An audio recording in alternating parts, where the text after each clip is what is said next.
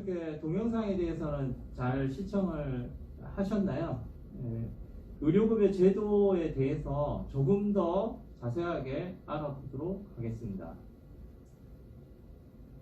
알아보고자 하는 순서는 첫 번째, 의료급여 제도란, 두 번째, 의료급여 일수 연장 승인 및 선택 병의원, 세 번째, 동일 성분 의약품 중복 투약 관리, 네 번째, 의료급여 사례관리 사업, 다섯 번째, 의료급여 외 지원에 대해서 자세하게 알아보도록 하겠습니다.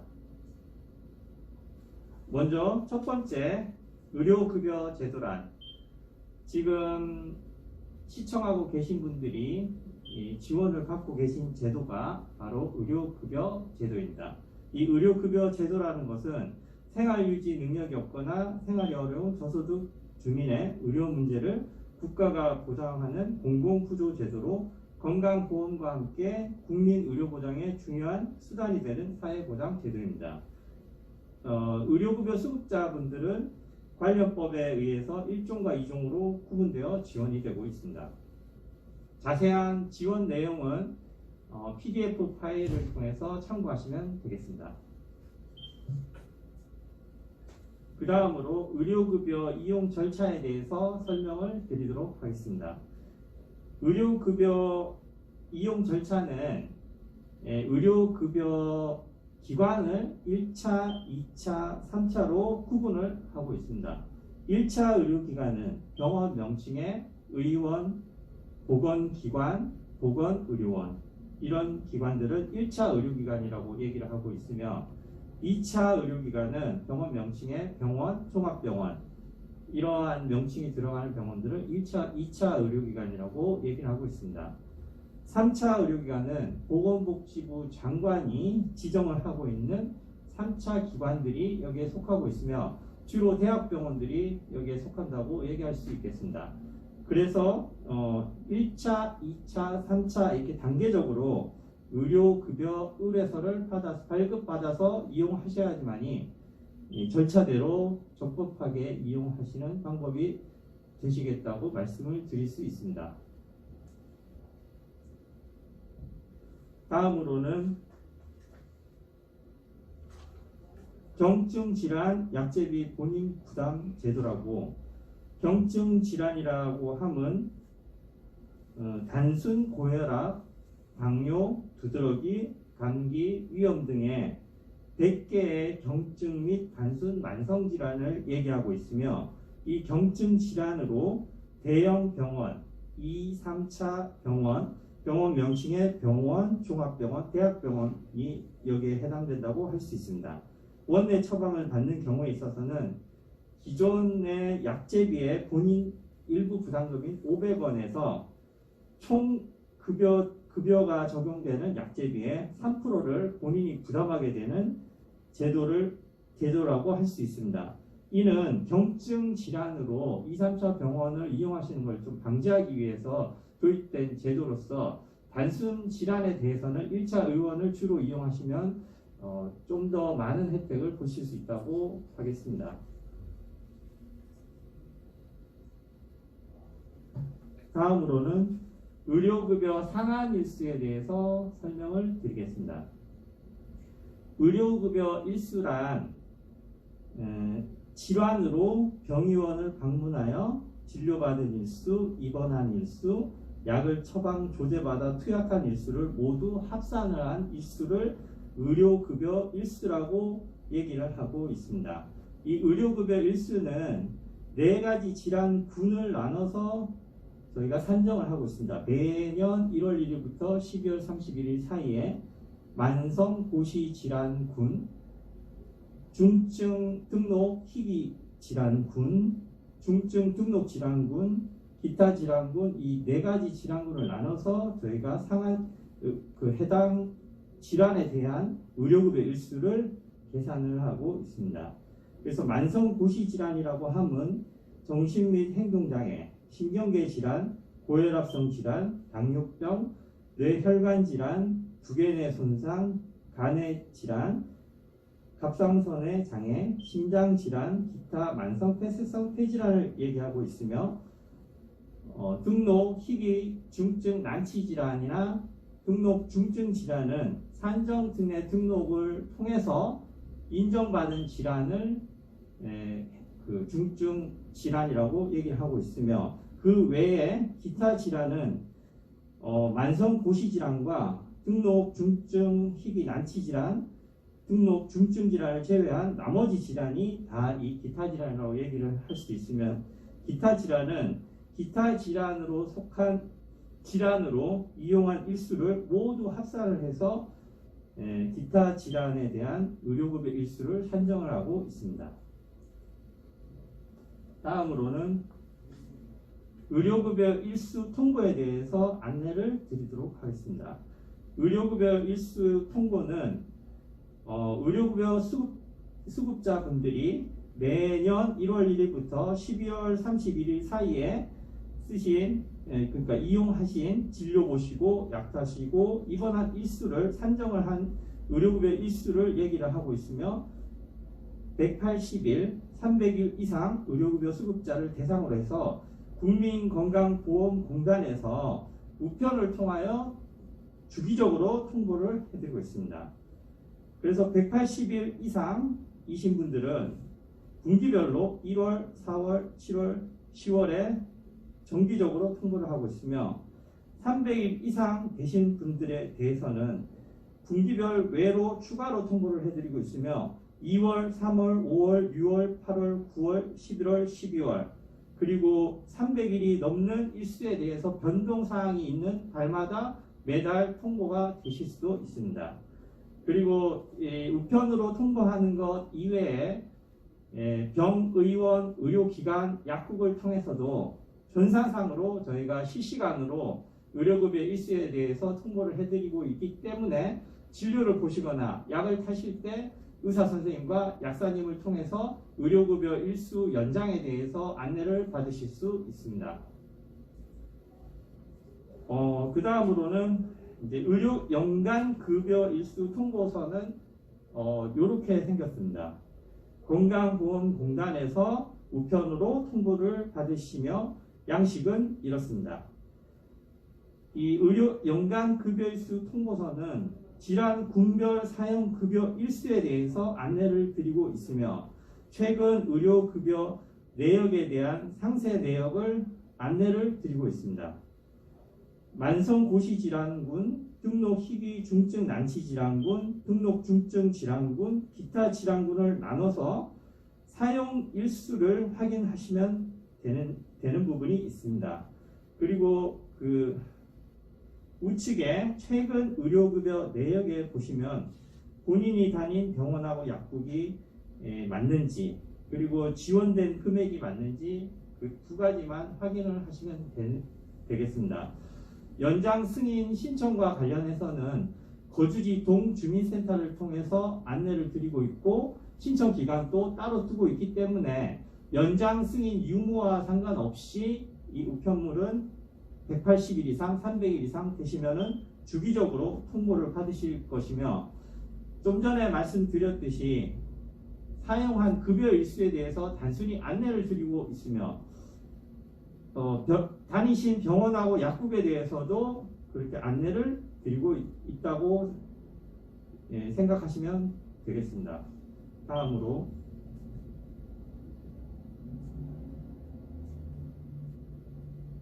의료급여 일수 연장 승인 제도에 대해서 설명을 드리도록 하겠습니다. 의료급여 일수함은 매년 1월 1일부터 12월 31일 사이에 진료 보시고 약 타시고 입원한 일수를 합산을 해서 계산을 해서 말씀을 드리고 있으며, 1년에 365일을 기본으로 하고 있습니다. 그래서 상한 일수를 초과하기 전에 구청으로부터 반드시 연장 승인을 받아서 이용하셔야지만이 의료급여법상 적법하게 이용할 절차가 되시기 때문에 연장 승인 신청은 반드시 안내를 받으시면은 신청을 하셔야 되는 부분이 있으십니다. 만성 고시질환은 1회 한 장에 90일에 연장을 해드리며, 기타 질환은 2회 90일 한 장당 90일, 90일 최대 180일까지 연장을 해드리고 있습니다. 연장 승인 신청에 대해서 안내를 받으셨음에도 불구하고 연장 승인 신청을 하지 않는 경우에 대해서는 진료 시에 국민건강보험 수준의 본인 부담률이 발생이 되실 수도 있습니다. 입원 시에는 20%, 외래 약국 이용 시에는 30%의 본인 부담률이 발생되실 수 있음을 유념해 주시기 바랍니다. 신청은 거주지 동주민센터를 통해서 연장 승인 신청을 받고 있으며 연장 승인 신청 기간은 거주지 동을 통해서 따로 두고 연장 승인 신청을 받고 있습니다. 의료급여 심의위원회라는 게 저희 구청에는 개설이 되어 있습니다. 그래서 위원장님을 구청장님으로 두고 5분의 심의위원으로 구성이 되어 있고 그 중에 2분이 의사분이셔서 연장 승인 신청에 대해서 신청한 질환으로 일수를 연장을 해 드리는 게 적합한지 적합하지 않은지에 대해서 심의를 통해서 최종적으로 의료급여 일수의 연장을 승인을 해주는 제도가 구청장님이 승인을 해 드리는 제도가 의료급여 일수 연장 승인 제도이기 때문에 그 거주지 동주민센터를 통해서 안내를 받으시면 반드시 그렇게 신청을 하셔야 되는 부분이 있음을 유념해 주시기 바랍니다. 다음으로 연장 승인 신청서는 이렇게 생겼습니다. 그래서 연장 승인 신청서를 작성함에 있어서 이제 수급자 본인들이 작성하셔야 될 부분은 이렇게 분홍색으로 표시되어 있는 이 부분만 수급자분들이 작성을 하시면 되는 게 있으십니다. 그리고 나머지 이 보라색으로 표시되어 있는 부분은 의사 선생님이 해당 병원의 의사 선생님이 작성을 해 주실 겁니다. 그래서 이제 연장 승인 신청서는 주로 그 질환으로 해당 질환으로 주로 다닌 병원의 의사 선생님이 작성을 해 주시고 있으며 만성고시질환은 제가 이 앞전에 말씀드렸듯이 이 부분에 보이는 10가지 해당 질환에 대해서 해당하는 질환 의사 선생님이 작성을 해 주신다고 보시면 됩니다.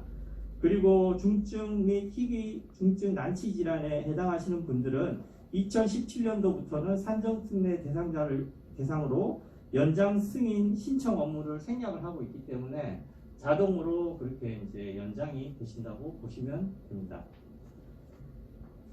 다음으로 선택병원 제도에 대해서 설명을 드리도록 하겠습니다.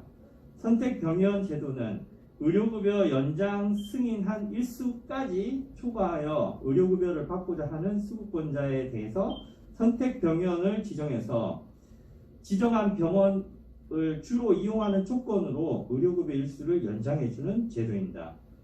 그 선택병원 신청서는 이제 만성고시질환은 연장 승인 신청을 할 때 미리 선택병원 신청서를 제출해 주셔야 되는 부분이 있으시고 기타 질환으로는 2번째 연장 승인 신청을 하실 때 신청을 하셔야 되는 부분이 있습니다.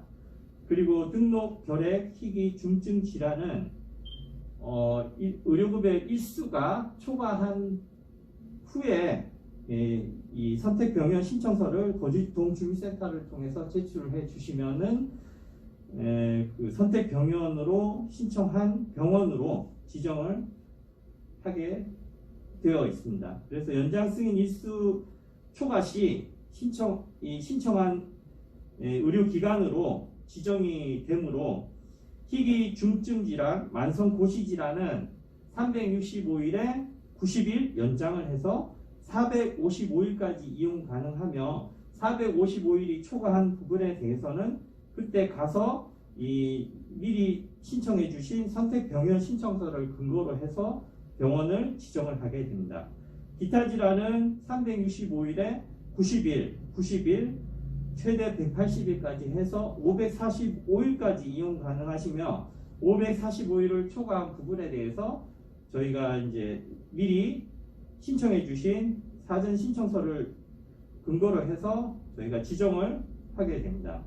그래서 상한일수를 초과하지 않은 해에 연말에 자동 종료되며 상한일수를 초과 시에 연장 승인 신청 및 선택 병원을 계속 유지해야 됩니다. 이 말은 어떤 얘기냐면 만약에 올해 선택 병원이 지정이 됐습니다. 그러면 그 다음에 연말에 종료가 되며 다음에 쓰신 의료급여 일수가 연장한 일수를 초과를 안 하셔야지 다음에 연말에 종료가 되실 수 있으며 다음에 쓰신 의료급여 일수가 이 455일과 545일을 다시 한 번 더 초과하는 경우에 있어서는 종료가 되시는 게 아니고 한 해 더 계속 연장이 된다는 말씀이 되겠습니다.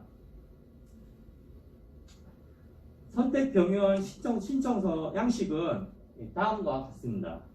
그래서 여기서 수급자분들이 작성을 해 주셔야 되는 부분은 빨간색으로 표시되어 있는 이 부분이 되겠으며 선정 기준은 지정할 수 있는 원칙이 있습니다. 그래서 1차 의료급여 기관을 중 한 곳을 선정해야 되며 이 그러니까 여기 추가 선택 의료기관과 선택한 의원, 치과의원을 선정할 수 있는 부분에 대해서는 제가 따로 설명을 드리면 추가 선택 의료기관을 지정하실 수 있는 경우는 산정특례 등록 질환자로 등록이 되어 있는 분들은 병원 의료급여 기관의 그 수준에 따라서 1차, 2차, 3차로 나눈다고 제가 좀 전에 말씀을 드렸잖아요. 그 중에 2차 병원이나 3차 병원을 한 군데씩 이렇게 지정을 하실 수 있으시며 등록 장애인이나 한센병 환자, 국가유공자 중에 상위 등급이 있으신 분들은 1차 선택 의료기관을 2차 의료급여기관, 병원, 종합병원급으로 지정을 하실 수가 있습니다. 다시 말해서 좀 쉽게 말씀드리면 암 환자로 등록이 되어 있으신 분들이나 아니면 희귀 난치 질환으로 등록이 되어 있으신 분들은 1차 선택 의료기관을 2차 병원이나 3차 병원급까지 지정 가능하시며 추가로 이 선택 의료기관을 1차 의원이나 2차 병원까지 지정을 하실 수 있다는 말씀을 드립니다. 그리고 나머지는 그 밑에 보시는 부분들을 참고하시면 되겠습니다. 다음으로 동일 성분 의약품 중복 투약 관리 제도에 대해서 간략하게 설명을 드리겠습니다. 의료급여 수급자는 같은 질병으로 두 군데 이상의 의료기관을 방문해서 동일 성분의 의약품, 생긴 모양은 다르지만 성분이 같은 의약품을 저희는 동일 성분 의약품이라고 얘기를 하고 있으며 6개월 동안 215일 이상 처방 조제받을 수 없도록 의료급여법에서 제한을 두고 있습니다. 그래서 요거는 이 국민건강보험공단이라는 기관에서 저희 성북구청 저희 과로 여기에 해당되시는 분들이 자료가 색출이 돼서 저희 쪽으로 통보가 되게 돼 있으며 최초 위반 시에는 중복 투약 사실에 대해서 저희가 확인을 하고 이런 제도가 있음을 안내를 드리며 2차 위반 시에는 3개월간 어느 병원에서 약을 짓든 약제비 전액이 비급여로 그렇게 본인이 부담해야 된다는 강력한 제한 제도인 것입니다. 그리고 3차 위반, 재차 3차 위반하는 경우에 대해서는 6개월간 본인이 약제비에 대해서 전액 부담을 하셔야 되는 부분이기 때문에 진료를 보시고 약을 타실 때 항상 처방전을 드시고 계신 약에 대한 처방전은 항상 가지고 다니시면서 의사 선생님께 보여드리고 진료를 보시고 약을 타시면 여기에 이 제도의 제한은 좀 피하실 수 있다고 말씀을 드릴 수 있습니다. 그 다음으로 의료급여 사례관리 사업에 대해서 간략하게 설명을 드리겠습니다. 의료급여 사례관리 사업은 합리적 의료 이용과 자가 건강관리 능력 향상과 지지체계 구축이라는 목표를 가지고 의료급여 수급자분들의 건강한 삶의 질 향상과 의료급여 재정의 안정화를 꾀하기 위해서 도입된 사업으로 사례관리 대상은 의료급여 신규 취득 대상자, 지금 이 동영상을 보고 계신 분들에 대한 교육도 바로 이 일환으로, 사례관리 사업 일환으로 지금 제공이 되고 있습니다. 그리고 질병 대비 의료기관 과다 이용자로 특히 의료 쇼핑, 비합리적 의료기관 선택, 약물 과다, 중복 처방 등이 의심되는 대상자들에 대해서도 저희가 사례관리를 진행하고 있으며, 부적정 장기 입원 및 집중관리 대상자로 지속적인 관리가 필요한 대상자도 저희가 사례관리를 진행하고 있습니다. 네, 의료급여 외 지원에 대해서 간략하게 설명을 드리겠습니다. 성인 암 환자 의료비 지원, 소아 암 환자 의료비 지원은 성북구 보건소를 통해서 신청 가능하시며 자세한 사항은 자료를 참고하시면 되겠습니다.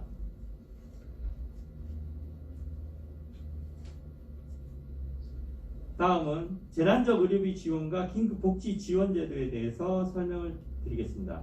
재난적 의료비 지원은 국민건강보험공단 성북지사를 통해서 신청이 가능하며, 자세한 내용은 이 자료를 참조하셔서 보시면 되는 부분이 있겠습니다.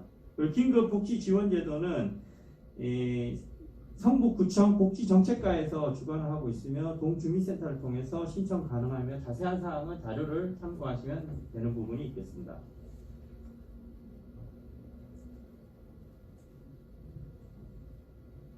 다음으로는 의료급여를 이용함에 있어서 몇 가지 팁을 드리도록 하겠습니다. 의료급여 이종인 수급자분들은 등록 장애인이신 분은 특히 잘 유의해서 들어주셨으면 좋겠습니다. 의료급여증과 장애인 복지카드를 함께 지참하시고 제시를 하셔야지 더 큰 혜택을 보실 수 있기 때문에 꼭 유념하셔서 참고 바라겠습니다. 그리고 이전에 건강보험 가입자였을 때 건강보험증은 사용을 안 하시는 게 좋으실 것 같습니다. 그리고 교통사고, 제3자 폭행 등에 대한 진료는 원칙적으로 저희가 지원을 하지 않기 때문에 자료를 참고하셔서 이용하셔야 되는데 주의를 하셔야 될 것 같습니다. 그리고 의료급여증을 타인에게 대여하거나 중복 과다 이용했을 경우에는 저희가 이런 제한이 있기 때문에 자료를 참고하셔서 잘 사용해 주시기 바랍니다. January, February, March.